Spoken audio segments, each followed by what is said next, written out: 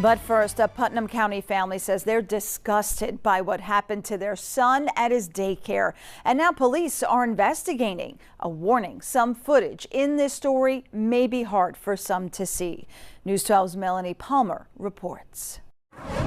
The video is hard to watch. It shows the moment that shook Carmel parents Denise Granados and Juan Rosario. I was disgusted and angry. They say it happened last week at Josiah, their 3-year-old son's daycare, over the Rainbow Learning Center in Brewster. This is footage from multiple surveillance cameras. The family was shocked to see their son being yanked, pulled, and they say at one point smacked in the face by the same employee. Granados says she first noticed something was wrong when she picked him up that day and saw marks on his arms. We thought it was a bite mark because it's oval in shape. Rosario says they asked the facility several times for footage of what happened. When they eventually got a look at it for themselves, we called the cops. We haven't heard back since. The owner of the daycare says 2 employees have since been terminated, the one seen engaging with the boy in the footage, and another one who saw what happened but didn't intervene. The owner also says she reported the incident to the necessary state departments and is heartbroken by what happened, adding the 2 employees were cleared by the state to work at this kind of facility. There wasn't anything that the owner would not do for children. I've never heard anything bad. As for Josiah, physically he is okay, but his family is still worried about him. And now they're looking for a new daycare, which they say isn't easy. You know, are we comfortable now? On top of that, this family says they want answers about what's going on with the case. The Putnam County Sheriff's Office says they're investigating but can't release more details right now. We reached out to the New York State Department of Children and Family Services and are waiting to hear back. In Brewster, Putnam County, Melanie Palmer, News 12. Neighbors in White Plains are on edge after 3 people were hurt in a Thursday night shooting. And tonight, police are still searching for who is behind the gunfire. News 12's Melanie Palmer has the details. It was running and screaming. Chaos erupts on Church Street in White Plains. Someone got shot. It unfolded Thursday night around 10 following a basketball tournament game at Gardella Park. We made it all the way to the championship. Ania Stevenson was there. I was walking to my friend's car, and then I just heard shots. And then at first I thought it was fireworks, but turned out it was gunshots, so me and my friends just ran. They made it home safely, but 3 people were shot, 2 men and a woman from the Bronx. There were a lot of shots fired out here. We recovered over 40 shells. One of my concerns is that weapon is still out there. Commissioner David Chong with White Plains Public Safety says 2 groups were walking to their cars. They got into some kind of dispute. One group fired shots at the other. There was, bullets, that hit that tree and then hit my house. Many people who live nearby heard it. I heard what I thought actually was rapid fireworks. Clearly that wasn't the case. It never happened in here. I know that there was a basketball game and that there are tons of people. These neighbors also tell us they have concerns about the tournament game that ended moments before the shooting, saying it has gotten too big for the area. Great community event. It just needs a bigger venue than what can be held over here. At last check, police are still looking for the people behind the gunfire. The 3 who were shot are all expected to be okay. As police continue to sift through it all, they're urging people who saw anything that night to call them. As minimal as you may think it may be, it could be important to our investigation. In White Plains of Westchester County, Melanie Palmer, News 12. He has saved countless lives and spent thousands of days keeping generations safe. And at 82 years young, Ed Kazukowicz is now the oldest active lifeguard in the nation. He just happens to watch over the crowds twice a week at Bayhead Beach.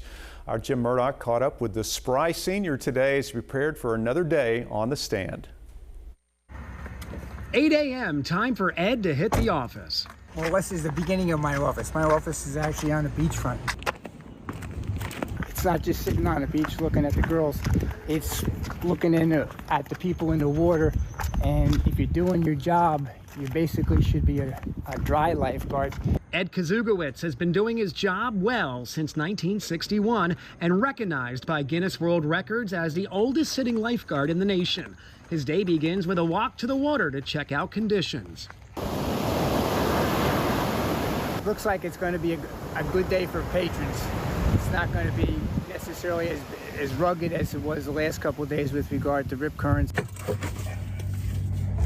With green flag in hand, he heads to the Mount Street stand. Sometimes it's how people walk down the beach whether you're going to have a problem with them or not. Other times it's how they swim in the water, how they enter the water. At 82, Ed and his fellow guards begin with a good stretch. The retired Brick High School math teacher and Seaside Park resident began his lifeguard career in 1961 at Island Beach State Park and has called Bayhead Beach his summer job for the last 23 years. He also shows no signs of slowing down. I'll let the beach know in April after I finish doing my ski stint, then I'll be able to know whether I'm ready to go again next summer. That's right, Ed's winter job is a ski instructor, but he'll always have a spot open on the stand as long as he wants it. Just one of the local heroes you'll meet down the shore. In Bayhead, Ocean County, Jim Murdoch, News 12, New Jersey. Well, if you're hoping to catch some bluefin tuna this summer, you're out of luck. New regulations mean that fish is now off limits for most of us. News 12's Kevin Vesey explains. This is one of the most prized fish you can catch off the shores of Long Island. But after tonight, you won't be able to take home any more bluefin tuna like these. It's going to hurt my bottom line for sure. Captain Greg Gargiulo with Patty Ann Charters at the Captree Boat Basin says he will now have to target yellowfin tuna instead. Problem is, yellowfin are farther away. A lot farther away. So now we got to go, 70, 80 miles offshore instead of going 30 to maybe 50 miles offshore. The other thing that it does is it shortens the season. Typically the bluefin are around from October through December. So the yellowfin are only here on a short period. By October they're gone. The shutdown was ordered by the National Oceanic and Atmospheric Administration. A spokesperson for the agency writing, "This in-season action is needed to ensure the United States Atlantic bluefin tuna quota is not exceeded and is consistent with the International Commission for the Conservation of Atlantic Tuna's requirements.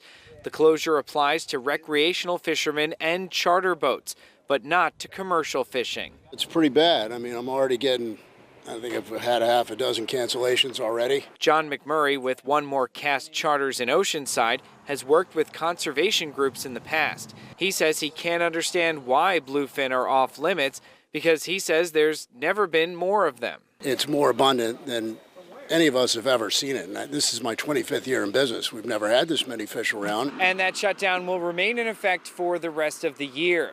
Recreational and charter fishermen can still catch and release bluefin tuna. They just can't keep them.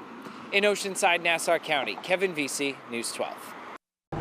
A man is dead after an SUV slammed into a building in Stony Point overnight. This is surveillance video from a neighbor. The town's fire chief says that the driver was headed north shortly before 1 o'clock in the morning when he lost control at the intersection of Liberty and 10 Ike Street.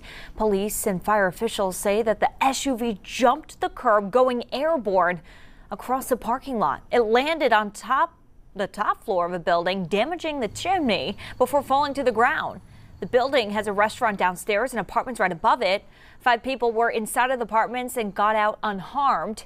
People in Stony Point say that they're sad about it, but not entirely surprised.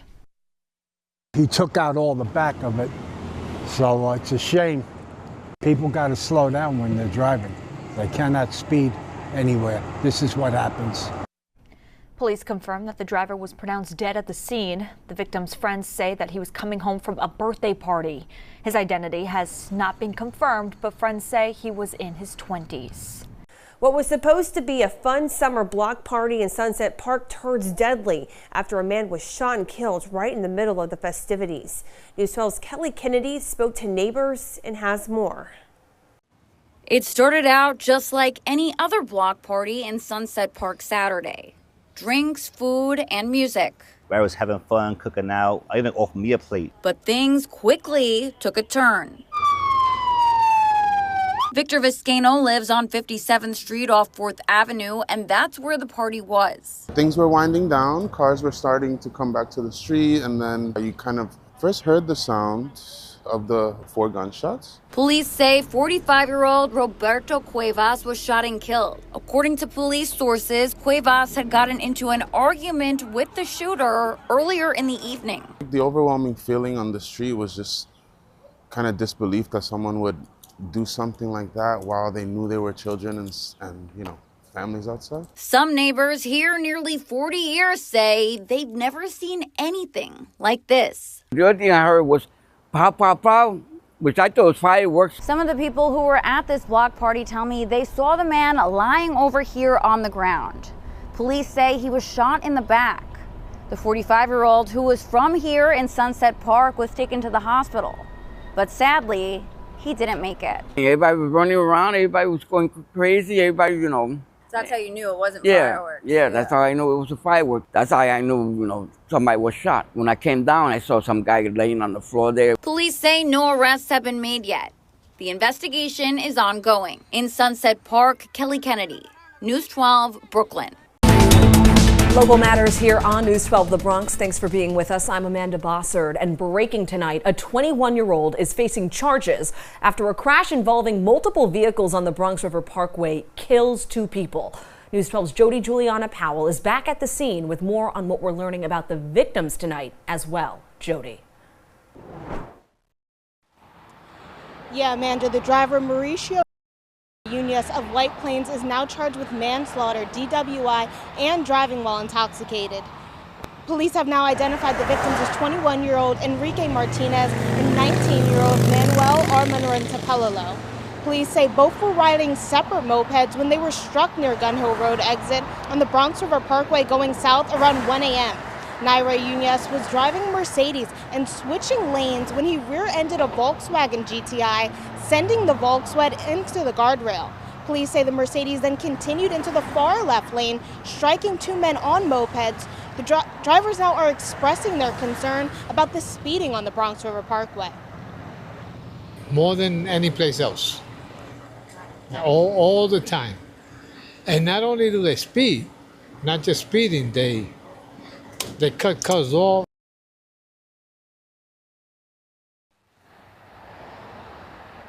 Now this crash is still being investigated by NYPD's Highway Squad. From the Bronx River Parkway, Jody Juliana Powell, News 12, The Bronx.